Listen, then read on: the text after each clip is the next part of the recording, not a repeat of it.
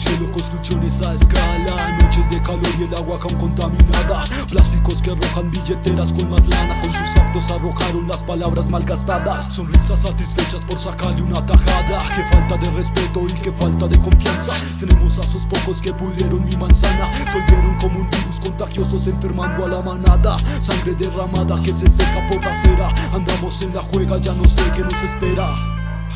Todo se paga, miren para arriba, no son estrellas fugaces, fueron proyectiles en busca de conquistando y apropiarse,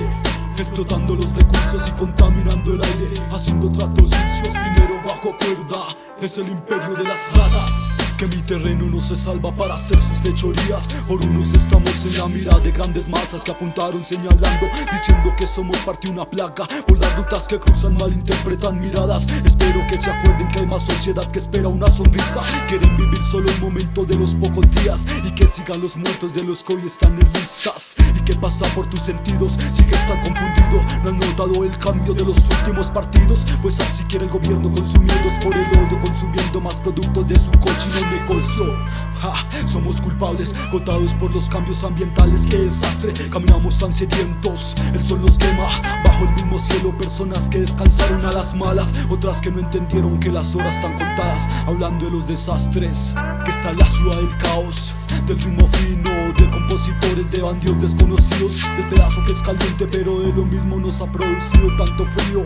en el asfalto, monedas que suenan, cielo despejado, haciendo rituales de palabra en este caso, salieron caninos con parlantes en las manos, desde la frontera a la séptima nos encontramos, en el transcurso del tiempo la indiferencia a pocos es el más grande problema, nuevas sociedades que eso quieren competencias, tenemos en estos escritos la solución para arreglar esta delicada esfera, no creo en sus delirios de poemas o en los trágicos estados que te quejas, cuando en realidad en las calles donde el hambre y la pobreza pelean, al frente de los trajes, somos iguales, somos los mismos, no se sorprendan,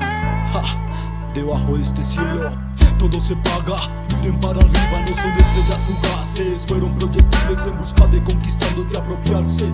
explotando los recursos y contaminando el aire, haciendo ratos sucios, dinero bajo cuerda, es el imperio de las ratas, desalmadas, están acostumbrados al sonido que da el mensaje, quizás